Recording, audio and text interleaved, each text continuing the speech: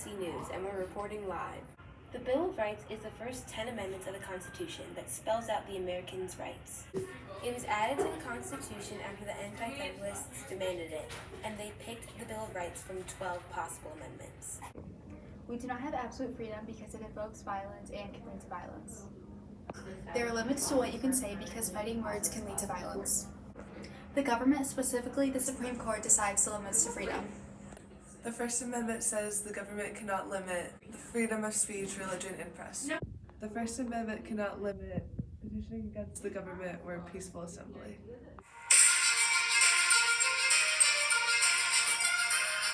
The first case we'll be talking about is Chaplinsky versus New Hampshire. On a public sidewalk, Walter Chaplinsky was distributing literature that supported his beliefs as a Jehovah's Witness. He attacked other forms of religion and called the town marshal a god-darned racketeer and a god-darned fascist. He was arrested under state law that prohibits intentionally offensive or hateful speech to any person who is lawfully in a public area. Chaplinsky argued that the law violated the First Amendment because it was too vague. The court found that Chaplinsky's insults were fighting words. This is because his words involved obscenities and they caused direct harm to the target that could result in a breach of peace. It is also considered fighting words because it directly targets law enforcement and government officials. By motions and exceptions, appellants raised the questions that the statute was invalid under the 14th Amendment of the Constitution of the United States, in that it placed an unreasonable restraint on the freedom of speech, freedom of the press, and freedom of worship, and because it was vague and indefinite. These contentions were overruled, and the case comes here on appeal.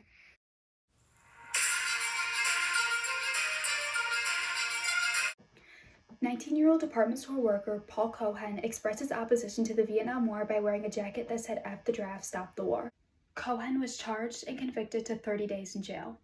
Cohen did not threaten anyone or commit any acts of violence. He was arrested because the Court of Appeals said that offensive conduct can make others commit acts of violence or disturb the peace. They ruled that states cannot use offensive conduct language in laws to criminalize viewpoints or specific words. The court's 5-4 ruling cleared a wider field for freedom of speech.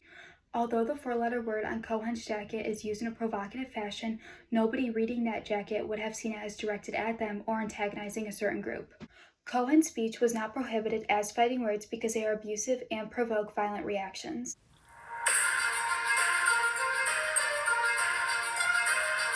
The third case is about Anthony Alanis, and he used rap lyrics to threaten people on Facebook.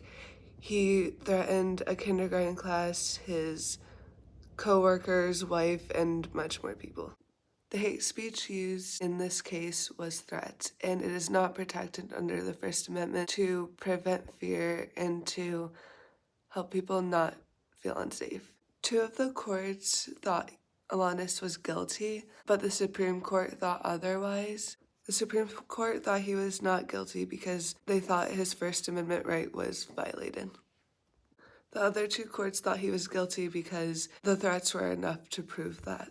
He was originally sentenced to 44 months in prison and 3 years supervision after being released, but after an 8-1 opinion, eventually his sentence was overturned. Some facts about the case are that he asked the court to dismiss the charges because his threats were not true threats. To prove his innocence, he showed the court videos that he posted onto YouTube, and he said that it was an artistic expression and that other rap artists use that type of language. He also put a disclaimer into the videos he posted that this is not a threat. Thank you for tuning into JOC News. Come back next week for more.